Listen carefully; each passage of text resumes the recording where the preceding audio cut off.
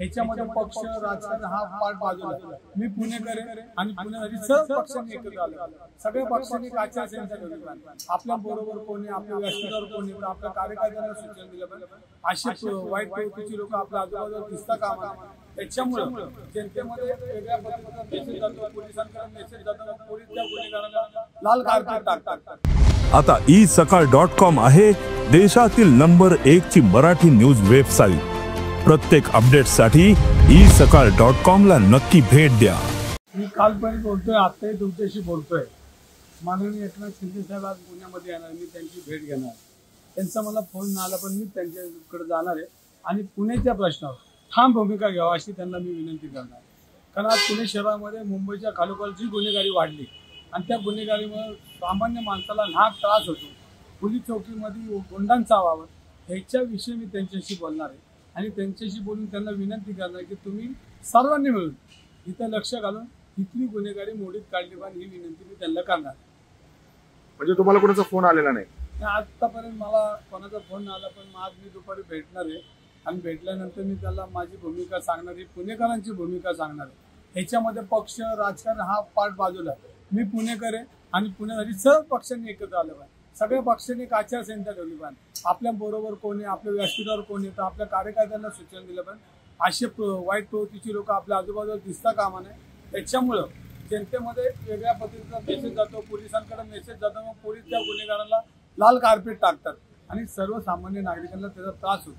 ह्याचा सगळा अभ्यास करून ह्याच्यामध्ये सगळ्यांनीच एकत्र, मग चंद्रकांत दादांना आम्ही जो प्रश्न ह्याच्यासाठीच विचारतोय, त्याला ह्यासाठी विनंती करतोय की कोथरूडमध्ये चाललेली गुन्हेगारी आणि त्यांच्या आजूबाजूला असणारी लोक, ही लोक तुम्ही बाजूला करा. जनता तुम्हाला मनापासून धन्यवाद देईल.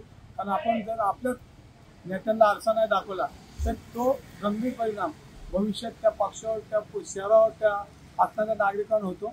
तर त्यासाठीच आम्ही त्यांना विनंती करतो. नाही, याच्यामध्ये व्यासपीठावर कोण येतं हे नेत्याला माहीत नसतं. नेता आला, भाषण केला, एक यादी हातात असते, सगळ्यांची नावं नेता घेतात. तर हेच आम्ही म्हणतो की खालच्या लोकांनी, तिथल्या पदाधिकाऱ्यांनी, तिथल्या जो लीडर आहेत त्यांनी ह्या गोष्टीला आळा घातला पाहिजे. अशी प्रवृत्तीची लोक ही आजूबाजूलाही दिसता कामा नये. कारण त्याच्यामुळे समाजामध्ये चुकीचा संदेश जातो आणि गुन्हेगारांच्या प्रवृत्ती वाढत जाते आणि त्याच्यामुळं गुन्हेगारीचं क्षेत्र महाराष्ट्रात, मुंबईनंतर पुण्यामध्ये आणि पुण्याच्या आजूबाजूला रुजायला.